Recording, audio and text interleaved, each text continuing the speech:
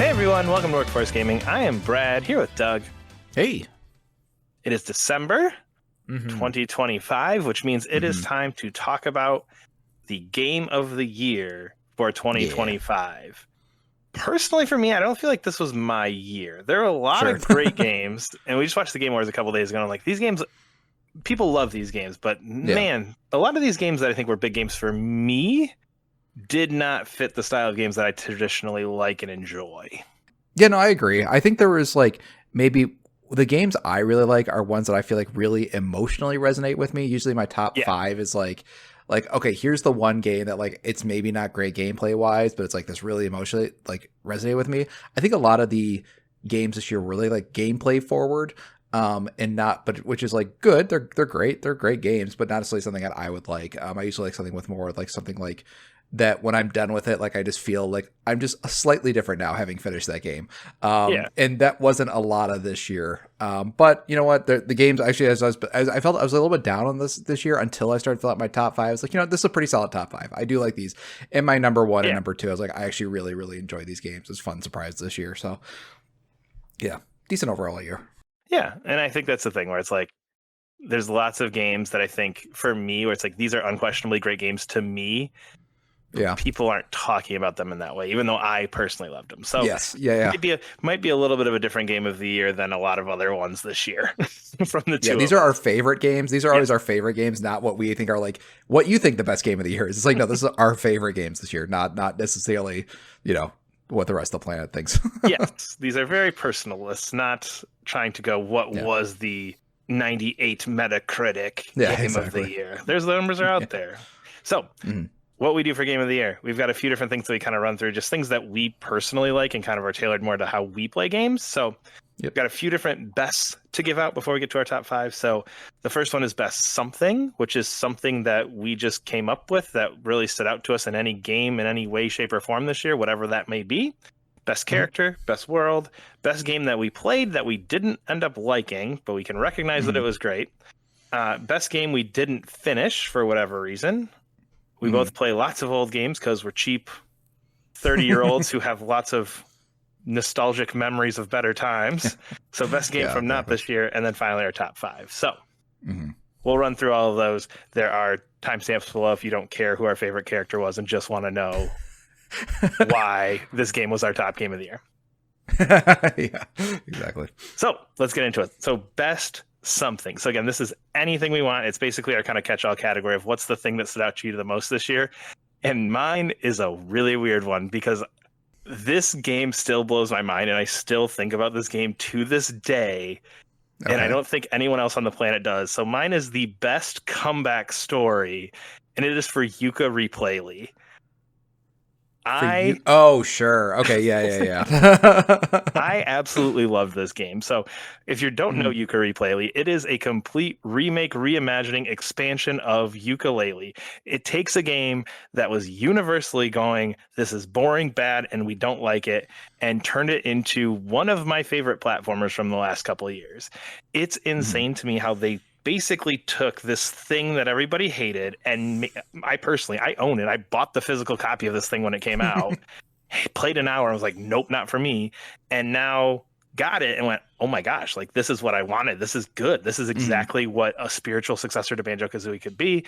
And I absolutely loved it. It is the coolest story on earth to me that you could take something like that and, given the time and resources, turn it into something so much better.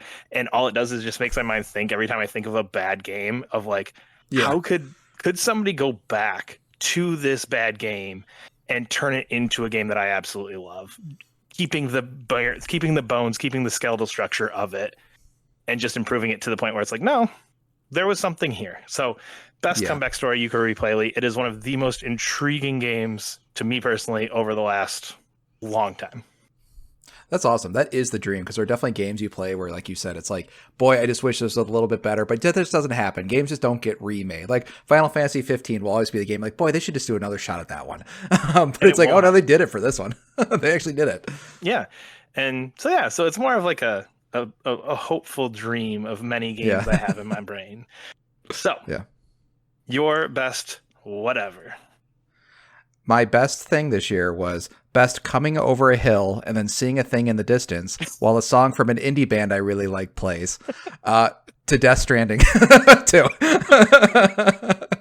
It is really funny. The music of Death Stranding is like really aligns with my taste. Like It is so much Doug music. I know, it's crazy. Like I really like Churches. I really like Woodkid. And I like both those bands before Death Stranding. And then when I heard Low Roar and Death Stranding 1, I was like, oh, I started listening to that band a lot.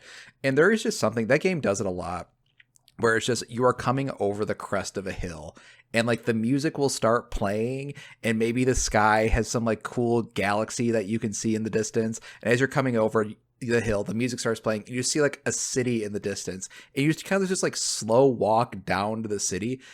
There is something so relaxing and somewhat awe-inspiring. I don't know, but it has like this sense of like awe to it that I just really like. And I don't think there's even like other open world games where you see something kind of cool in the distance and you go to that thing and it is a cool thing. I feel like none of them really capture, I don't know, the awe of seeing that thing in the distance in a way that Death Stranding does. And it's such a Death Stranding thing. Yes. That like is unique to that game. It's one of those things that feels super natural and unscripted, but you know it's as soon as you get within X feet of it, that song's just going to kick in.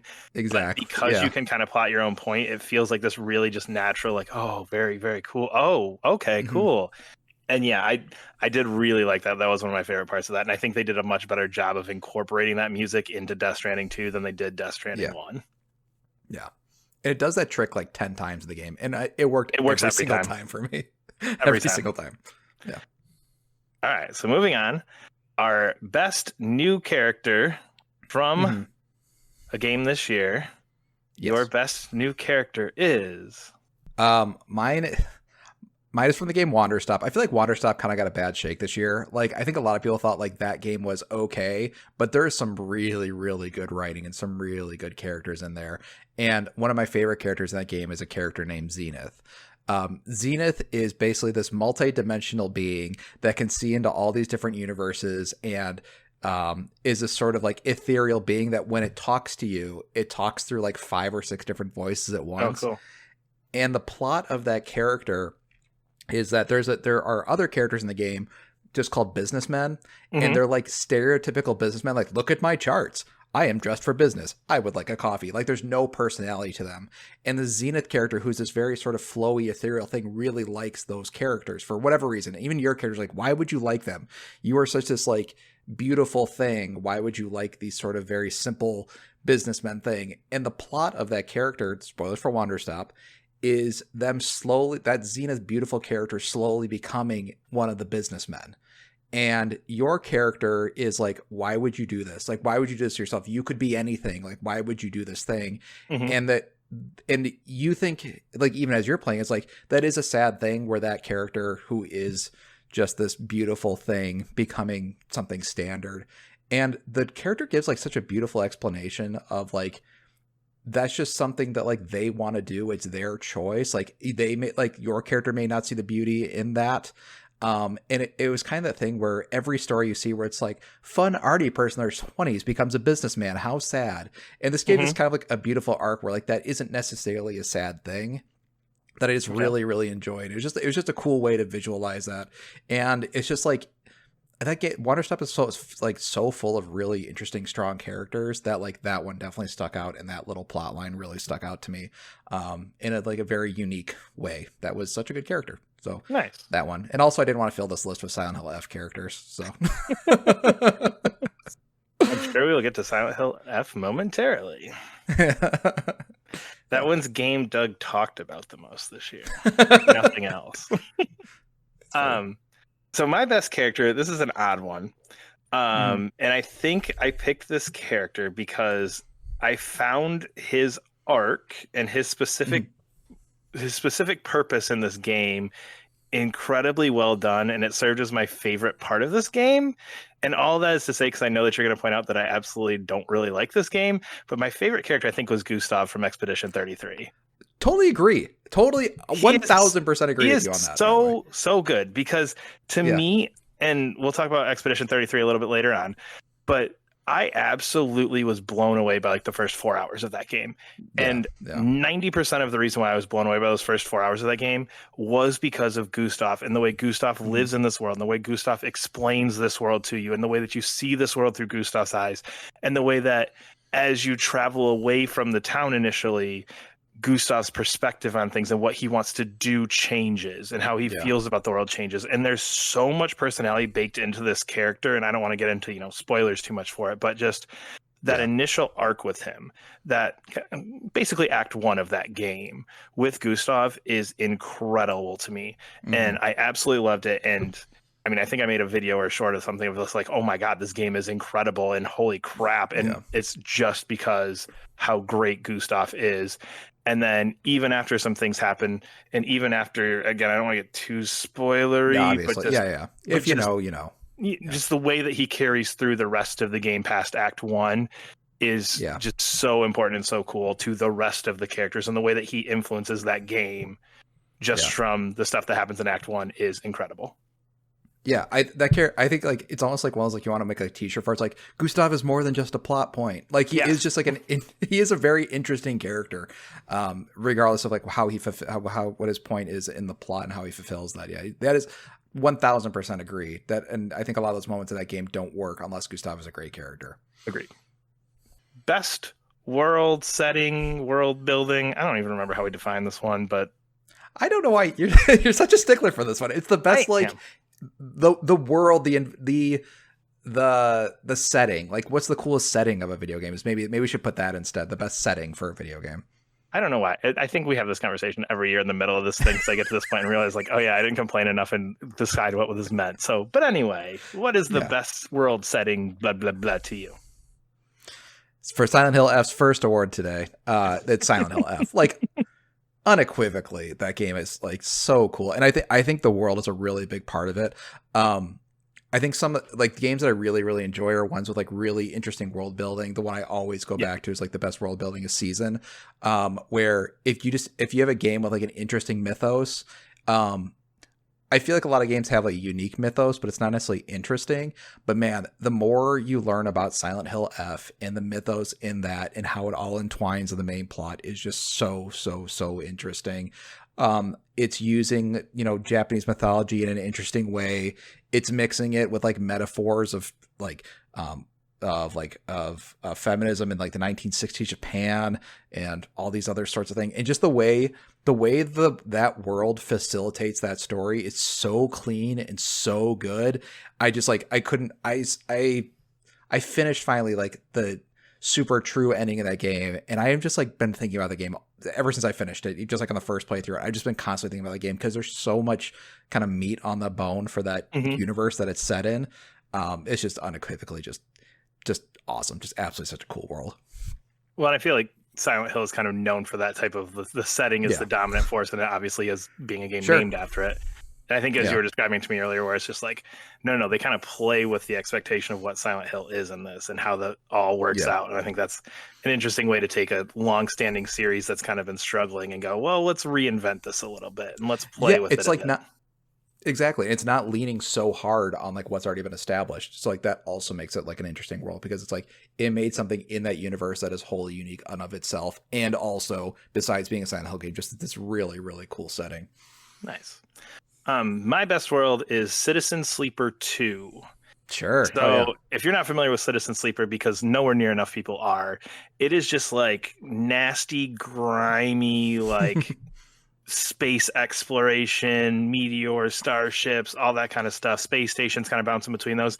And it's all text based and just kind of some really cool artwork. So, just the way that you go through the different settings in that, the way through you're going through the different hmm space stations, and the way that the characters kind of describe things to you, because it's just, I mean, some of the writing it is just incredible, and the way that it evokes like just pictures in your mind from just, a paragraph of text and just a drawn image on the screen.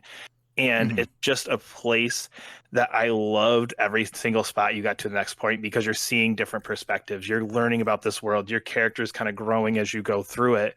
And it's just, it does grimy, everybody's a horrible person sci-fi really, Mhm. really well. And it's just a world that I constantly wanted to explore. I constantly wanted to go check in on everything. And I think part of that too is the way that the game limits you to not being able to do as much of that as you want, so that it's constantly in your Yeah, brain yeah, because you have it's dice based. There's lots of turns and lots of meters and things like that going on. So you don't always necessarily get to see everything you would have wanted. So it yeah. almost is like the parts that you're so thankful for, and then you're like kind of filling those gaps a little bit as you go through. So Citizen Sleeper 1 did a phenomenal job, and Citizen Sleeper 2 is the perfect example of a sequel that does that and more, that and Yeah. better, and that and just expands upon it in a way that doesn't feel like we're just redoing the game again, Ghost of Mhm. Yotei, but in a way that makes it feel like something new is happening, but built on that solid foundation. I really agree with you that like the games that sort of lock off is not the right word, but like your decisions and what happens like does kind of you prevents you from seeing other things, does make those moments you do see more precious. Like I 100% agree with you on that. And I feel like very few games are willing to take that risk to do Yeah. something like that. Like where like only 10% of players or 30% of players will see, or whatever percentage of players. But Hmm. like it just, like you said, just makes your playthrough like tailored to you and way more precious as a result. Exactly. All right. This is one of the weird ones because this is like a negative but good category. So Yeah. the best game that you personally did not like. Yeah. I feel like So I know I have an answer that will make people grumpy. I feel like you probably do too. I yours is like the most obvious answer to me.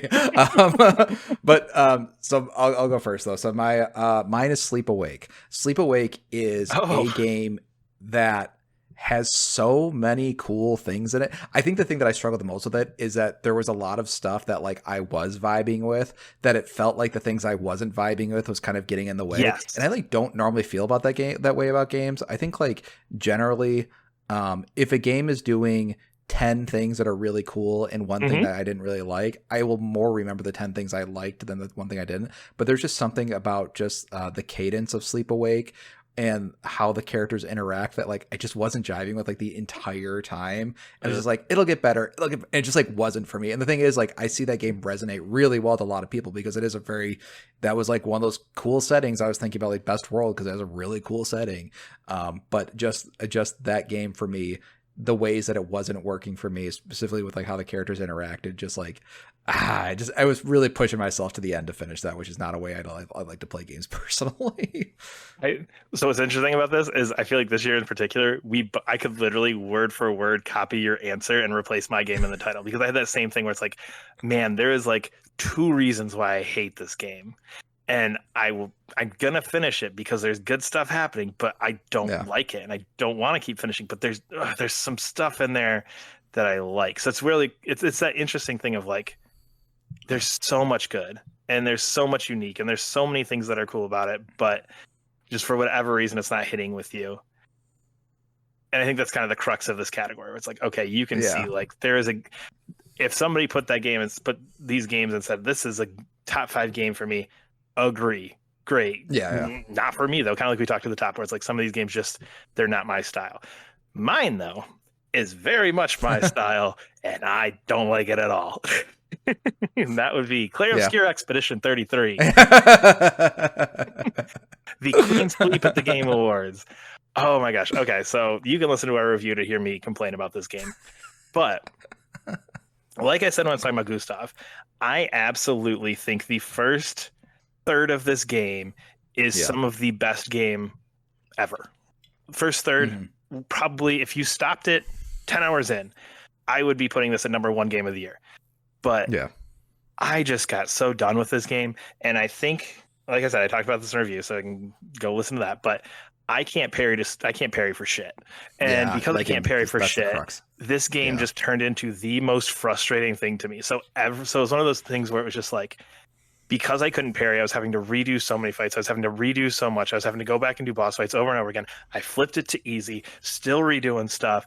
And so at that point, it just gets to the point where every minor complaint normally is just so grating because I'm already not having a good time that it's like, Yeah. Yeah. oh yeah, like this plot point, I don't know. Okay, we'll move on from it. But now it's just like, ugh, and I did all that for this.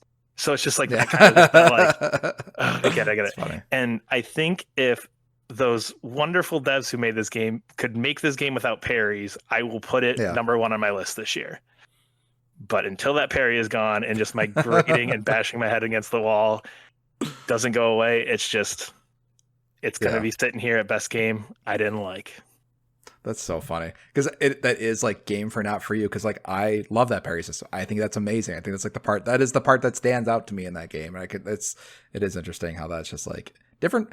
Play games you like. I think that's just the thing. It's like I feel like there's always this arguments like this is the best game. It's like, you know what? Just play the game that you like. I'll bet you that you might like a 7 out of 10 more than a 10 out of 10 game of the year. That's just what it is. Not everybody has to have Silksong as their favorite game ever. Yeah. Don't look forward to our top 5. But so another kind of weird one that's kind of borderline negative here, but I think for good reasons. Best game we didn't finish. So again, whatever reason we stopped, ran out of time, just whatever it was. I actually almost put Expedition 33 here, and then I remembered I finished it. But anyway, best game you didn't finish. Yeah, these are games whenever I think about this category, it's a game like I enjoyed it, I just didn't have time to finish, and that is Split Fiction. I have been playing Split Fiction on and off with a friend of mine who also just had a kid as well. And it's like, it's taking us like months to play it to have our schedules align. That game is genuinely incredible. It is like, what if you made a game of just Uncharted set pieces? And that is the game. It is just tens, maybe 100 different set pieces, all firing off all of the time. And it is such a fun, cool, unique game that I will hopefully be reviewing early next year. But it is very cool. Also, sorry, Nick, we will continue playing that soon. those are those games where it's like, I think I already don't do go with co-op, so like actually having to schedule time with somebody, and again, 2 kids and everything, it's like there's no way I could do it. I would have to be playing it for, I think you started it in like February. It'd be the same for me, where it's like, I don't have the patience for a 13-month game. Yeah, because then you also had to be like in the mood to like also like I would like to socialize as well. While sometimes with games like I just need to chill out for the day sort of thing. Yep. So it's like there's like a few and statements that have to line up. Like I have time and I want to socialize and I can sit on the couch for an hour and a half or 2 hours. It's just like friend has time and all of those ands. And friend has time and those line up. Yeah, exactly. Yeah. Good game though. Looked like it. Again, I can just keep asking for things, but a single player version would be nice. So I actually had trouble with this because I realized as I was like going through my like games I played on PlayStation and Switch that there's only like 4 or 5 games from this year that I didn't actually end up finishing. Yeah, you finished games. I had a plethora of games to choose from. I was like scrolling on my Steam. I was like, well, there's like about 15 games I can choose from. So yeah, I had like 5, and there were a couple other ones that I thought about, but this is the one I played the most and was most excited for, and just. For a lot of reasons didn't finish. That's Final Fantasy Tactics: The Evilise Chronicles. Oh sure, yeah. I started out really liking it, and then it's just one of those things where it's really long, it's really stat heavy, and it started feeling like one of those things where like I had to be in the mood to play it, and that mood just was not coming. Where it's just like I got to be in the mood to like read stats, I got to be in the mood to like strategize and plan things, and it's a tough game, so I have to be in the mood for something tough. So it was kind of almost like you said with Split Fiction, where it's like, oh, there were a lot of things that had to line up, and then it also came out at a time, it was like end of October, so there were like 3 or 4 other games that I just got or were looking forward to playing too. So it's kind of like, but I'm not really in the mood for that. This looks way more fun than adjusting job points. So maybe I'll play that for a while. Like, and it's just one of those things that it's like still installed on my Switch too. Still sitting at the top. I've turned it on a few times, but it's just like, I was really struggling with it. But the game is amazing. I mean, it comes from a game that was amazing way, way back in the day. So hard to make it not a great game, but just something that I just could never get in the right headspace to play. Sure. Yeah, that's totally fair. Those really stat heavy games sometimes, and like there's a lot of PC games where like if I sit down and start playing, it's like this just kind of feels like I'm doing work. And like sometimes that's fun, but sometimes it just feels like I'm doing my job. Sometimes I just want to go smash things and just be Donkey Kong. Yeah, exactly. So our next category, we both I think play a lot of older games, both out of nostalgia and cheapness. Sure. For not wanting to spend $80 on a game. So our best game that we played this year that we haven't played before that also didn't come out this year. So 2 qualifiers there. Has to be a game we've never played and couldn't have come out this year. Yep. And an honorable mention to the Halo series. Oh, I was really hoping. I was 100% hoping that was going to be it. I was like, yay, Halo. Halo 2 was up there. I love playing an old game where people are like, this game's amazing. And you play, it's like, actually, that game is quite amazing. Like, that was like, same with like Ocarina of Time. I was like, that was just a very good game. I thought it would age or something in some way. But no, Halo 2 is awesome. I really like that remake a lot. So honorable mention to Halo. But the Monster Hunter, getting into the Monster Hunter series was so fun. Yeah, so I'm just going to put that broadly as like the Monster Hunter series. I played through Monster Hunter World, I played through Monster Hunter Rise, and I played through Monster Hunter Wilds. And I think I just think that's just a fun game to learn because it's so freaking abrasive. And it's like, why would anybody enjoy this game? I really like, okay, I'm going to sit down and actually learn how to play Monster Hunter. And it ends up being like really super fun. And like, I'm excited for like the Wilds expansion stuff. So it's just fun getting into like a series that a lot of people are already into. Yeah. And then having to like kind of learn your way into it. So it's like, if it was definitely the game I felt this year where it's like, I had to learn how to play it in a way that I haven't felt with other games in a long time. And it's really stuck with me. And also the monsters are really cool. And the armor you wear is pretty cool. And the weapons are really cool. And it feels like rewarding to learn how to play. So I don't know. It's just cool. I really enjoy getting into that series. I don't know. And like, they all kind of like blur together in my mind as like Monster Hunter because they're also similar. Well, and also I think it's worth noting that I think you played all of that over the course of like 8 weeks. That is true. Yeah, so that's probably true. Why it blends together. I think like that's all you played in like March and April. It's like I played another Monster Hunter. Yeah. We're gonna review another Monster Hunter. We should make another video for Monster Hunter. Yeah. It was like 100 hours of Monster Hunter. You're right. You're totally right. Over like 3 games in like a month or 2. We were a Monster Hunter channel for a month and a half this year. It was fun. So mine, I've kind of like over the past few years really started to like getting into series that like I had no concept of or I just couldn't get into in the past and just giving them another shot and trying to get into them. So like 5 or 6 years ago, I got real hard into the Yakuza series. Now one of my favorite series. Oh, sure.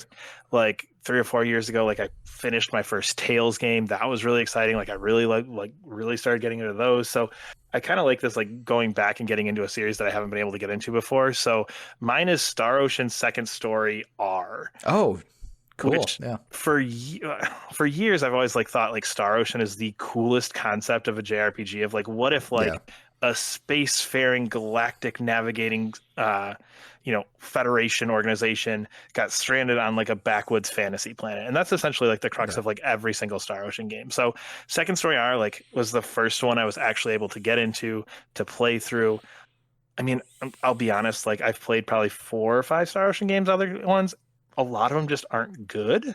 So this one actually being really good was kind of like a shock to me. It was one of those where it's like, okay, like I found it for like $15, like I'll give it a shot. Like I do all the other Star Ocean. So it's kind of like stepping into it, just being like, all right, Star Ocean, you got one more shot. Let's see what we can do here. And it was really good. It's a great game. I think it kind of is exactly what you want out of a Star Ocean game. Right? Like it is kind of the embodiment of that kind of general concept, and it's done really well. The gameplay is great. The remaster of it remake of it is fantastic. Mm-hmm. So it kind of counts as a double, like 2 games, like Star Ocean Second Story and the remake. But just a really cool game and a series that I don't know if I'll be excited the next time there's a new Star Ocean, just because the newer ones are not great. But it's at least one of those things where it's like I can kind of cross off my list and say, yes, I got into a Star Ocean. I got into Ys. I got into all these different theories that like have kind of been in the background of my mind for so long. No, that's cool. That's cool. Star Ocean's interesting because it is like one of those series that has like different styles of like, I like a certain style of an Ys game, and they haven't really done that style in a long time. So you just found like that one style that of the Star Ocean games that really like resonates with you. It was pretty cool. Mm-hmm. Yeah. All right. The big time award. Yeah. All right. So we'll bounce back and forth. So 5, 5, 4, 4, 3, 3, 2, 2, 1, 1. We don't do an aggregate workforce gaming game of the year because we play way too many different games and there's not enough overlap for us to actually decide that. It would be like, it is Death Stranding 2 because that's the only game we both played. Well, it was funny. Like one time, there's actually I think it was last year. There's like a list coming together. It's like, what was Workforce Gaming's #1 game? I was like, I guess Astrobot. I think we can kind of both agree. I think it was your number one. It was like my number two or something like that. I was like, I think that's close enough. I think these lists are probably be the most different than we've ever had. Well, here I can tell. I can start with this. You have not played any of the games on my top 5 list. And you've complained about at least one of these on our list so far. On my list so far. So far is a fun thing there. All right. Yeah. So why don't you start with your number 5 / I'm sure list of games you didn't put in this list for varying reasons. Yeah, exactly. So our number 5 always starts with our number 6, 7, and 8. But actually, there was just one this year that like didn't make my top 5, but I really did enjoy, because usually what I'll do is like I'll go back and like actually like listen to at least to some of the reviews to see like, oh, how did I feel about this game at the time? Yeah. And Sword of the Sea is my honorable mention. Ooh, good one. That game is really cool. I liked it a lot. I don't think it was as memorable as some of those other games in that series, which is why I didn't hit my top 5, but I really did like that game quite a bit. But my actual number 5 is Monster Hunter Wilds.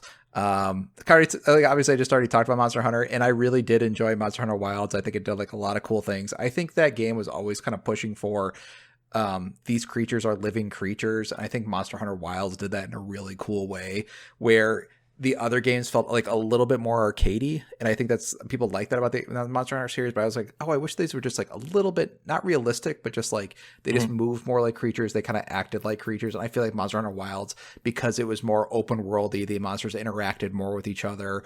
There's a lot more just like interaction with the world. I was like, that really stuck out to me, and I just ended up really liking Wilds quite a lot. I don't know if it's like my favorite of the 3 Monster Hunters I played. Rise might like kind of inch it out a little bit, but I really did like Monster Hunter Wilds quite a lot. And that game has like the coolest like armor designs. That was one of the things I was thinking about, like best armor. It's like, but the game is like known for cool like armor designs, but that one just had some like really, we already know slick ones.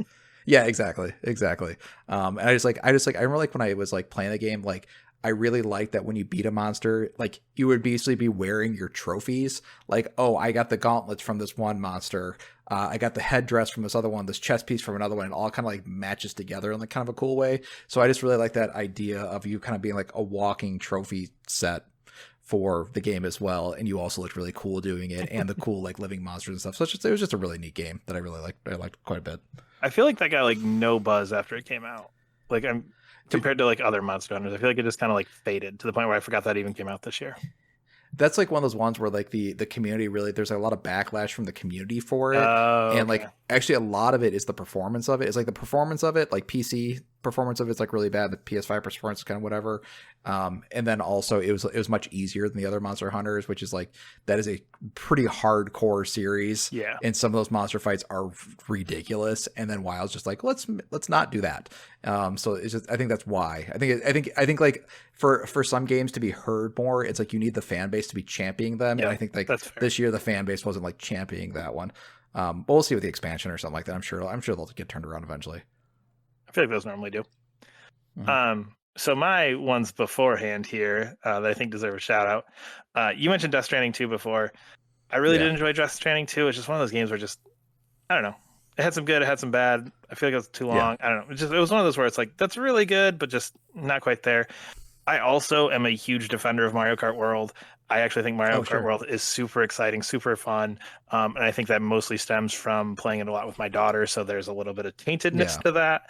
I think that knowing that kind of personal bias and taintedness of it, I think is probably why it doesn't sneak into my top 5. It's like, I think if it wasn't a game that like I like sitting down and playing with my daughter every couple days, like it probably would be nowhere near my top 5. Sure. Yeah, that's fair. Personal things there. The last one I want to mention is a game that I feel like completely got overlooked this year, but I firmly believe is one of the best rhythm games that's came out in a long, long time. Fresh Tracks, which is just a really cool indie skiing rhythm game. Every person who's into rhythm games should check it out. It's very cool. Borderline top 5 for me. I actually debated between that one and my number 5 for a very long time. So Fresh Tracks, cool shout out for that. But my actual number 5 is Kirby Air Riders.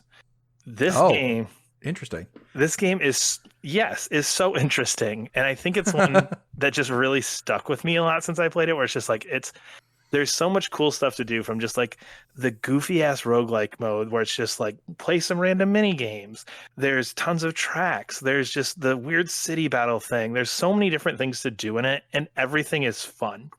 It's one of those games where it just ends up being fun. Like I don't have any more grand, amazingly detailed things to say other than if you sit down and play Kirby Air Riders, you're gonna have a good time.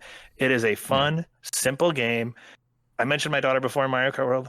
She doesn't like Air Riders because it's too complicated. It's one damn button, and she cannot like win anything ever because there's so many cool things baked into that one button system.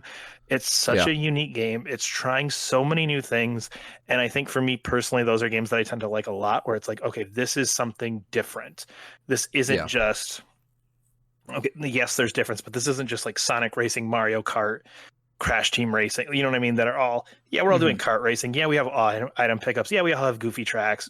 There's some subtle differences, but 90% of the gameplay is the same in those. So it's cool to see something kind of playing with that formula a little bit. So number 5. Yeah. Cool. Um, yeah. So my number 4, I guess we're going on to number 4 Yes. is Clair Obscur Expedition 33. I think I was funny. I went back to my review on this and I was really high on it, like coming off of Yes, you were. Clair Obscur. I really did like it. I had some issues with the art direction. I still have issues. Okay, we're not going to talk snubs at the Game Awards, but come on. Like, Death Stranding 2 had art direction. Are you out of your mind? Maybe Hades 2. Not okay. Anyway, so but I think actually the further I got from that game was like that's when I saw like more of the flaws, but I think like undeniably I really like the major plot points in that of just like here's the thing that happened the first act, the second act, the third act, the like and finale. Like I just really love that. I really love the characters in that game. I did like the parry system quite a bit. Mm-hmm. And I just think it was an interesting game. I think the discourse around it has gotten really annoying, like just like how people talk about that game, because like I think it is like a pretty flawed game, and then people think it's like real, but everybody's just kind of got like everybody has just like a really intense. You know what it is? People just have like a lot of intense opinions on it, and I think that's just kind of what it is, whether positively or negatively. And I was like, it's a neat game that's like kind of flawed. Is kind of where I landed on it. But I really love the end of that game. I think the end of that game is like really cool and interesting in a way that I have not seen many games end on, and especially like the emotional note that it ends on. I just thought was like really slick and really just interesting. Yeah. Well, and I think it also leaves some interesting like not leaves, but it kind of tosses some interesting concepts into the game in the last couple of hours for you to think about and dwell on those last couple hours, which I think is kind of yes, there's some other games that do that, a lot of JRPGs where it throws stuff at you, but this is so much like big picture things of what's actually going on. And it does it without them feeling out of the blue, and it does it without them seeming like just some shock value thing at the end. It seems like, oh no, there's some intentionality here and there's some build up to those. So again, like I said earlier, I could see this being somebody's number 1 and I would go great, absolutely, because it is a well-made game. I do think, like you said, some of those things where it's like, okay, it is an indie game as much as people want to go, oh, but is it an indie game? Because it looks good, you know, whatever. I mean, it's still that indie-sized team making it, so you're going to get those little hiccups here and there. And it is an impressive game by all accounts. Yeah, exactly. Yeah. So my number 4, I normally don't do this, but I kind of, like I said, I was kind of struggling with like getting to a top 5. I got like 7 or 8 things that are all kind of the same, but my number 4 is a game I actually haven't finished yet. According to my PlayStation 5, I am 80% of the way through it, and that is Ghost of Yotei. And interesting. Sure. Yeah. As I'm playing this, I actually really am enjoying it. I loved Ghost of Tsushima. Haven't had to say that name in a while. Ghost of Tsushima. Absolutely love that game. And I think what was slowing me down for the longest time was just like waiting for that new thing to happen. Like, when are you going to change that formula? When are you going to change that formula? But as I'm playing, I'm going like, well, why am I expecting them to change a formula that was so damn good? Like, you made a very original game. You made a very unique game. You made a game that did a lot of really cool things. And this is just kind of expanding on it just a little bit. We're making it a little bit better. And then kind of as you play through it, like, I think one of the things that you kind of look at with the first one is the story's kind of flat. The lead character is kind of flat. And they actually go back, and that's where they put that time and effort into it. So, like, okay, if you look at like what was said about the game, it's like, okay, like the general like open worldness of it, very cool with the wind and the way things are naturally flowing to you. Like the combat, great, all that stuff, great. The things that were kind of teardowns for that game were the plot and the characters. And this one, just having that Yotei 6 group the whole time, where it's just, these are the guys that I don't like. And a couple of them in particular, it kind of expands upon their stories as you go through and who these people are in really cool ways. Atsu, the main character, is just such a step up from the last game too, of just giving her a personality, giving her things to do. So just as I'm playing, I'm going like, this is a game that I really loved, and they just did it better. They didn't change it. They didn't, Mhm. go crazy on it. They just went, you know what? Let's take that. Let's just make it a little bit better, and that's what Ghost of Yotei is. Yeah. So maybe finishing it up, it bumps it up or down a little bit, but I feel like this is a good spot to slot it in because I do think it's a game that I do want to recognize, because I do think in a week and a half when I finish it will be one of my top 5. I think it's funny. Like number 4 is a safe place to put a game that you're like almost done with. I feel like if you did like number 2 or 1, it's like you can't do that. But 4, it's like all right. Nobody's gonna be mad at number 4 on a list. You can't miss the landing so bad that you're getting knocked all the way out. And you let's be honest, you're a better game than Kirby Air Riders. Yeah, exactly. Yep. So my number 3 is Death Stranding 2. Nice. I think it's really interesting with Expedition and Death Stranding. The further I got away from Expedition 33, the more flawed I saw it. Like my memories back onto are like, that didn't quite work. That didn't quite work. The further away I move from Death Stranding 2 is like the more I think about like the good things of that game for whatever reason. Like the taste in my mouth at this moment on both those games, Expedition 33 went down and Death Stranding went up. And I think it's just like, it's funny because like I just think there's a lot of imagery in Death Stranding 2. I would say like the plot, and you could listen to our spoiler cast, where like the plot to me just like doesn't work. But I think the imagery in that game is so strong and works so well. And like with the music, the scenery, the character designs, just the actions that are happening on screen. So like just like I'll just do like a really small example. Who's the Elle Fanning character? What is her name? Not Rainy. Yeah. Nope. Didn't win. Elle Fanning's character. Elle Fanning's character. So in her power, she can go into sort of like the beach area, and how they show that is like she can swim on the ground and kind of do like dolphin kicks up into the air, and just like an imagery of like somebody swimming on the ground. The camera moves down, and then there's like all that sort of like, you know, those like beached animals and stuff underneath the water that's just underneath the ground, and it kind of comes up on top, and she's doing it's like that's just like an interesting idea. So I think this game was like filled with so many interesting ideas that I remembered more than the plot that tied them together, or how the characters may not have worked in certain ways. So I think that just, to me, it's like there's just things that I've seen in that game that I've not seen anything else, and I think that was just kind of the emotional impression I was left with. I was like, that stuff was really cool. And then I listen to spoiler cast and go, oh yeah, but but at this moment in time, I liked it. Yeah, I think that's kind of my take on Death Stranding too. It's just the buts. It had a lot of buts to me, where it's like, those driving over the mountain scenes are incredible, like you said, but it took me like 20 minutes to get there. Yeah, the story is, this scene was really cool, but the overall, it's a game of buts. And I think it's one of those things that, depending on which part you resonate more with, is going to move it up or down the list a little bit. Exactly.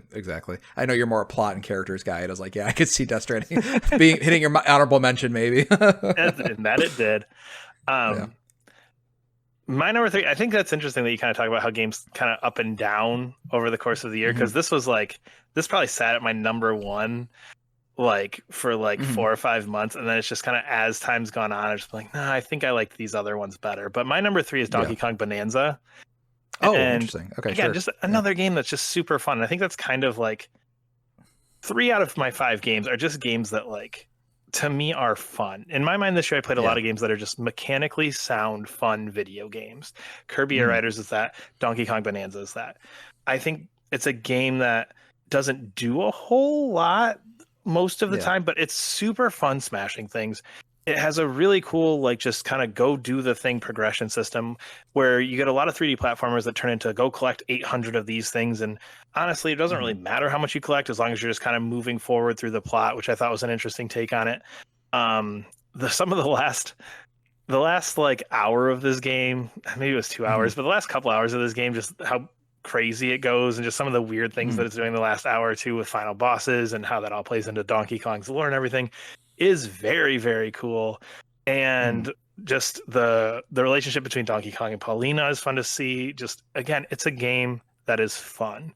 And in a year where I feel like I didn't have my big, like a Dragon story games, my big Final Fantasy story games, like those just weren't really present this year. I think I tended to lean more to, what did I have an awesome time playing? And I did have an awesome time playing Donkey Kong Bonanza. And I think just kind of as the year went on, I think it's almost like that. Yeah, it was fun, but was it that much fun? I think it was that much fun. Yeah. That's almost one of those where I think sometimes in these lists you get recency bias, and I think this one is almost sure. like I mean, that's I totally had fair. too much time to think on it, where it's like, Yeah. did I have that much fun, or did I just think I had that much fun? But I loved it. But did I really? So I don't know. It's one of those things where it's like I probably should have gone back and played an hour or so of it before we did this, but I didn't. So number 3. There are just pieces of media that like in the moment you enjoy quite a lot, and then when you're done, it's like as soon as it's over, like okay.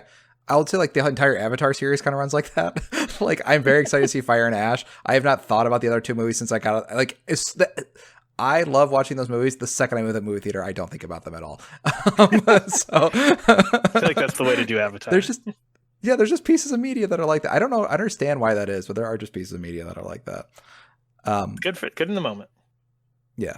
So my number 2, it was funny as I was going back through my list. I was surprised this got to number 2, but like the more I thought, I was like, oh yeah, no, absolutely. I had 0 complaints this game. There is a sushi restaurant, but like there's a nice sushi restaurant by me, and every once in a while we'll go there and get like, you know, like a few pieces of like nice sushi, and like I don't know, for like $5 to $10 is one piece, and you eat it. Like it's very simple, just like perfect flavors, all that stuff. And so my number 2 game is Tori Saturn. I have no complaints on that game. That is just a damn good platforming game. You need to explain what this is, because unless you listen to our review, you probably don't know what this game is. Yeah. Yeah, so Tori Saturn it's an indie platformer. It's the 3rd game in a series, and you can play all 3 games in maybe the course of 4 hours, probably even less. And it's just a really simple game where it's similar to the modern Sonic series, where you're trying to get through a level like really quickly.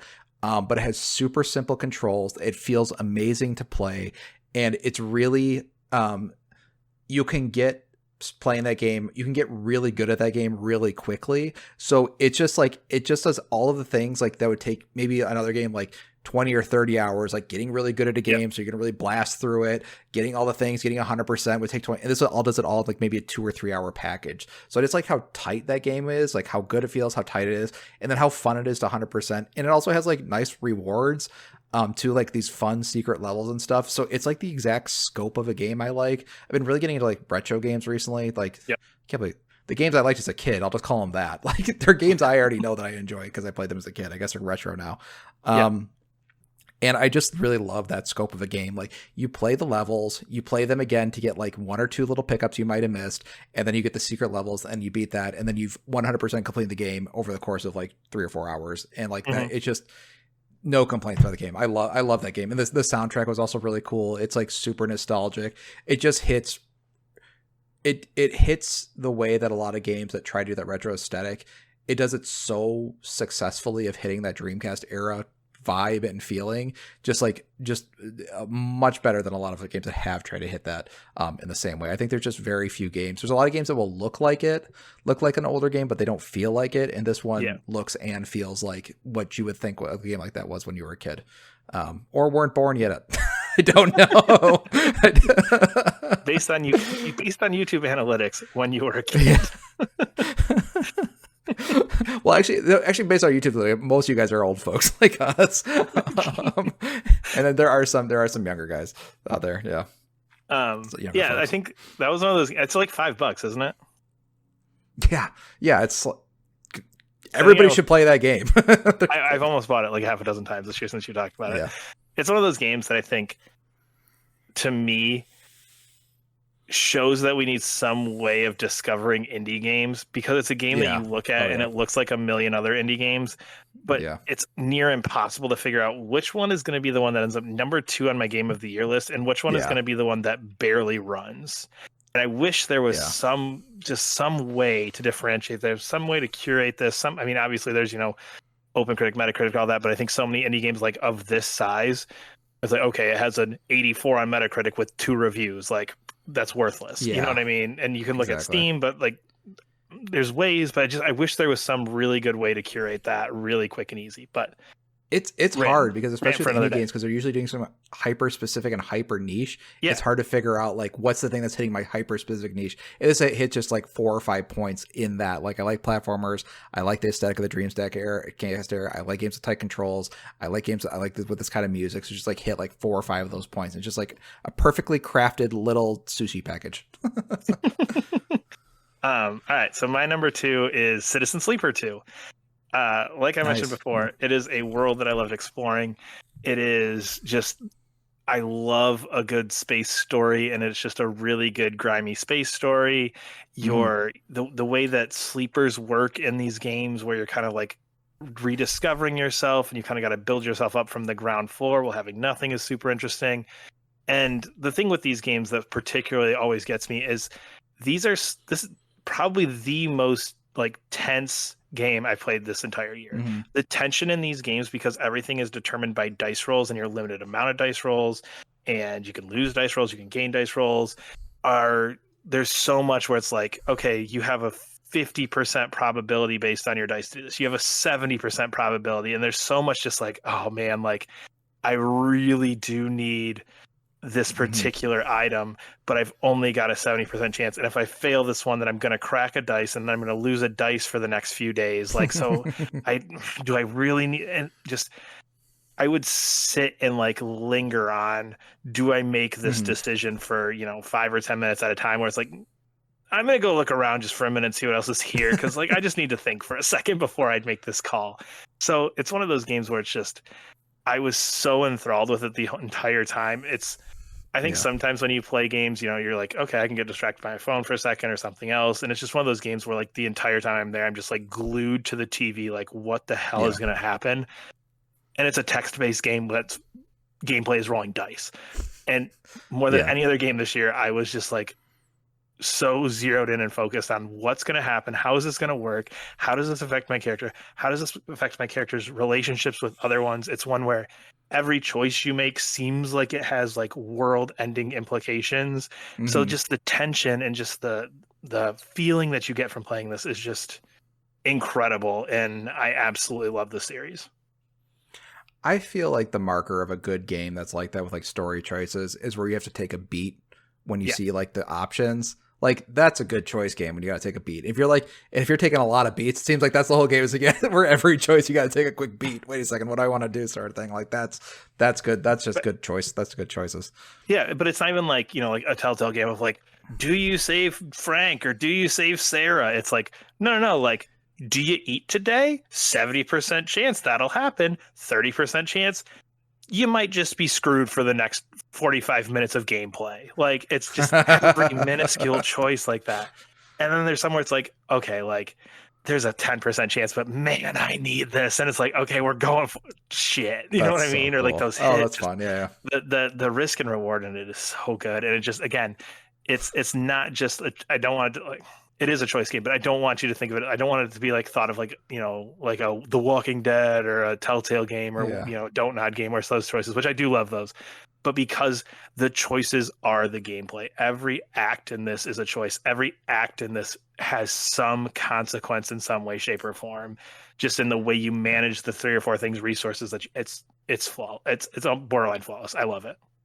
It sounds like story gambling. Like you're gambling, yes. But like you're not. Yeah. Oh, yeah. Like I played through it like, I don't know if I made it all the way through twice, but I definitely played through it 1.5 times. And like on my first playthrough, like I lost a dice roll like early on that like literally was referenced for the next 2 hours. And it was something as simple as like, I was trying to like get this thing off of like an abandoned space station, but that like, I don't remember what it did. It did something to one of my characters, and that character like was referencing it for like the next hour and a half. And it was just like a simple like, you like half failed a mission early on in the game. It's so good. That's cool. That's really cool. As I'm talking about it, I'm debating about just saying screw it and bumping it to number 1, but that's never happened before in Workforce Gaming Game of the Years. We'll stick with the pre-written script here. The pre-written top 5, yeah. You're number 1. Da-da-da-da-da-da-da. Silent Hill F. It's so good.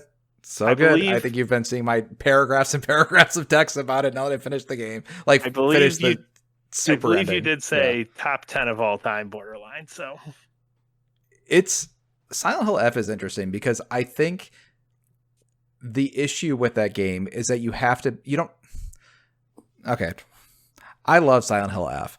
I think it has one of the most interesting stories that I've ever seen in a piece of media because what it is, it's like the plot.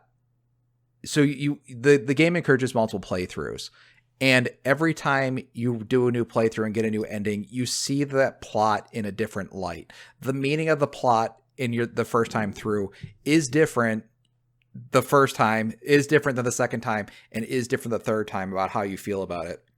And I just think that's like really interesting because I think a lot of games that repeat themselves are to show a different perspective. And this doesn't really do that. Like what it's doing is that it's actually demystifying a lot of the plot, which I thought was interesting because I feel like a lot of these games, like Silent Hill 2 especially, it's like so highly metaphorical. It's like, we're not going to explain these things. We're going to leave a lot to your imagination, which this game does. It doesn't answer every question, but it's surprising how many questions it does answer on multiple playthroughs of like the first time you play that, it's like a bewildering nightmare.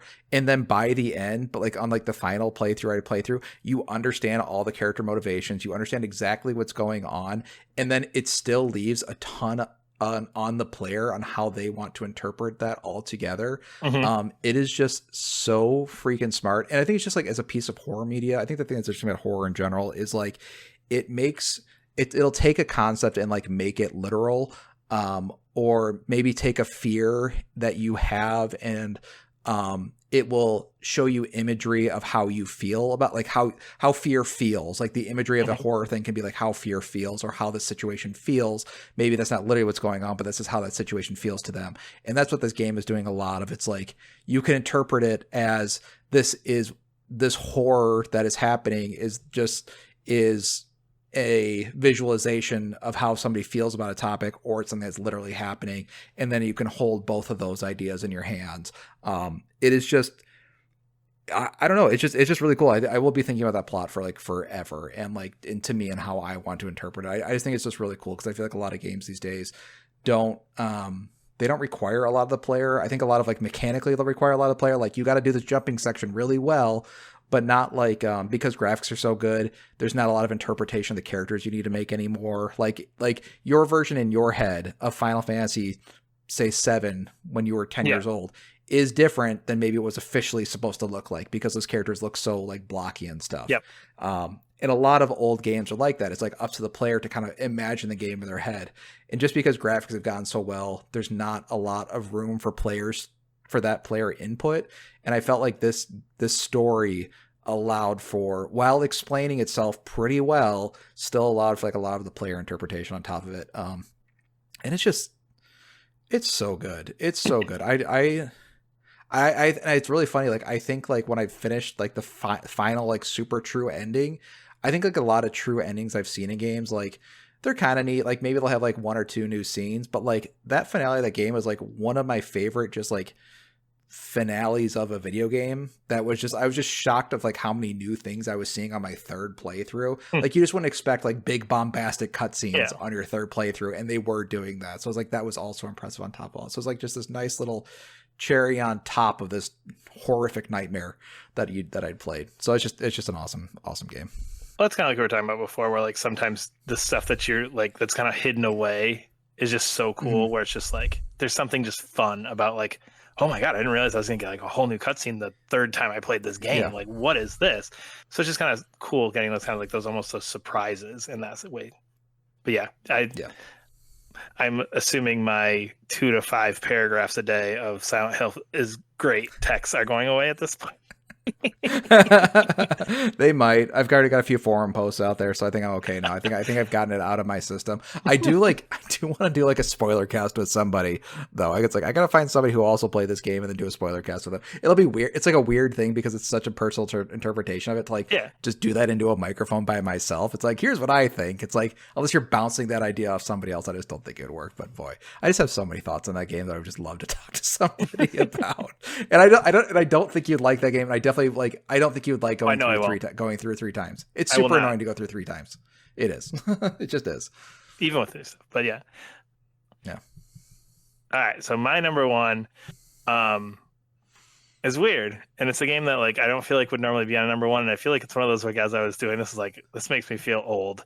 But my number one game was Luminous Arise Oh, because really? I'm genuinely shocked by that. I had no idea when you were talking. I had no idea what your number was gonna be. because it's one of those things where it's just like it's a damn good game. Like Sure. if you were to ask me a fault in this game, it's like, some of the colors are a little bright. Like that's literally it. There is not another thing I could say bad about this game.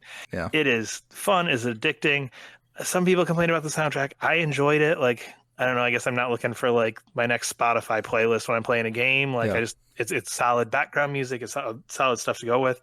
The art in it is crazy, the scenes are crazy, and Luminous is just such a fun, simple, straightforward game. I don't think it's quite rises to the Tetris Effect level, but it's like, man, is Yeah. it close. Like it is taking a very classic, very simple puzzle game and just going, you know what? What if we just made it crazy over the top? And what if we just are constantly kind of like bombarding your senses more than anything else, where it's just like Mhm. there's almost like I was talking about like with Citizen Sleeper 2, where it's like you kind of got to zero in on it. Like it's almost like it's like challenging you to focus on the game because there's so much going Mhm. on. So you just kind of get in this headspace of like it's all I'm thinking about, and then it's it's 1:30 in the morning. You're like, oh shit. Like it's just that type of Sure. thing where it's just you get so engrossed in it, and then it's one of those where it's just like, you know what? Some nights I just want to sit down and just play some Luminous, and it's just Yeah. amazing that it's here. It's a great version of the game. There's some little challenges and like stuff like that to play through and play with and stuff, but it's just I don't know. It's just one of those games where it's like, man, I got 20 minutes. Let's just play some Luminous for a minute. Like Yeah. it is a game that will be on my PlayStation 5 forever because it's a game that I will always just go, you know what? I got 20 minutes. Let's play through 4 or 5 Mhm. stages and just see because it is fun. And I think that with this and Tetris Effect enhances just doing something that nobody else is doing, which is Yeah. kind Totally. of taking this super crazy mechanical thing where honestly, if you just put Luminous on a black screen and just had the blocks going, it's the same game as this, but they're doing so many creative things around the game that it's Mhm. elevating the feeling of that game because of it. Yeah. That is cool. It's like, yeah, it's like thematic sequels. It's like it's just the coolest thing. They've had this really cool idea for an art style, and like we could make anything off this thing. It will enhance that thing. Yeah. And that's what it is. It just everything it's doing just makes the music, the visuals, the rumbling of the dual sense, like everything about it Sure. is just Yeah. elevating this game to being something that's not just a simple match squares game. It is something that's going, okay, this is a full like experience of playing this game. And Mhm. I don't want to play it in VR because I feel like it would just blow my mind and break my brain, and I would be like, my eyes would be bleeding because it's so crazy. So I don't know how people can play this in VR because my eyes hurt already playing it normally. But I Yeah. say that out of an intensity of wanting to play this and enjoying this game because it's so good. It is. I feel like a boring old man pick, but it is one of those things where it's just like this is what a game should be. A game should be Yeah. Tetris. That's very funny. I really like how you like super mechanics heavy games or super story heavy ones. I mean, obviously you like other games in between, but like I like that like your certain vibe of games. Like this is a Brad game. Is either one that's crazy just story or something that's super mechanics heavy. I think that's kind of cool. I guess that's kind of true. Yep. Yeah. Yeah. Yeah. But that's it for 2025. So just to recap, Doug's top 5 is Honorable mention to Sword of the Sea. Number 5 is Monster Hunter Wilds. Number 4 is Claire Obscure Expedition 33. Number 3 is Death Stranding 2. Number 2 is Tori Saturn. And number 1, Silent Hill F. that sounded really official. Honorable mentions to Mario Kart World, Death Stranding 2, and Fresh Tracks. Number 5, Kirby Air Riders. Number 4, Ghosts of Yote. Number 3, Donkey Kong Bonanza. Number 2, Citizen Sleeper 2. I believe the subtitle on that is Starward Vector, which I don't think I mentioned before. And Luminous Arise, number 1. So Nice. I do say, like, yeah, it's always interesting to me because we don't have any games in common. I feel like the closest you can get is I gave Death Stranding 2 an honorable mention and said Expedition 33 is a game I didn't like. And those are the closest we can get to comparisons on lists. So It is interesting because even listening to your list, it's like, nope, I wouldn't like that game. Nope, I wouldn't like that game. Nope, I wouldn't like that game. So it's just it's very interesting how different our tastes are on these things, and our how list. It's funny listening to some of our previous game of the years, like our older game of the years, like our lists have just gotten more and more divergent. If we've got like more into like our niche tastes, I'm just like they like rarely align with each other. I think everybody can agree Astrobot's really good though. Astrobot very good. Yes, I think last year was like last year. I think we were both pretty much on the like Astrobot or Rebirth train. Yeah. I think I was more Astrobot. 2026 though. That's shaping There's some up. interesting stuff. I don't know. I'm not sure. Ace Combat. Let's go. Yeah. Bradley Control the Badger. Devil May Cry game. Let's go. Pragmata. Like it's like a lot of like it's that type of framework I like for a game. Like PS2 framework. Like you don't need a game bigger than a PS2 game, and that's how I feel. There's a lot of those coming out soon. Yes, lots of the old school like it's a B tier game. We didn't put $200 million in this game. We put the right amount to make a nice, good sized game. So exactly. We'll see. I do think just based on the games that are like already announced for next year, I could see our top fives being much more aligned next year. Yeah, exactly. I don't know. Would I like a Control Devil May Cry game? Do you think both of us would like that? I don't know. Yeah. So congratulations to Control Resonant on its win for 2026. With a number 2 by Ace Combat 8. Yeah. And that can be the official Workforce Gaming one because there's a good chance we'll agree. Yeah. But thank you for listening. We are Workforce Gaming. Subscribe to our channel. Leave a comment below. There's a link to support us on Patreon as well, where you can find bonus audios. You can vote for a game for us to play each month, an older game. So maybe it's going to be our best not 2026 game. But that is patreon.com/workforcegaming. And we'll see you later. Bye.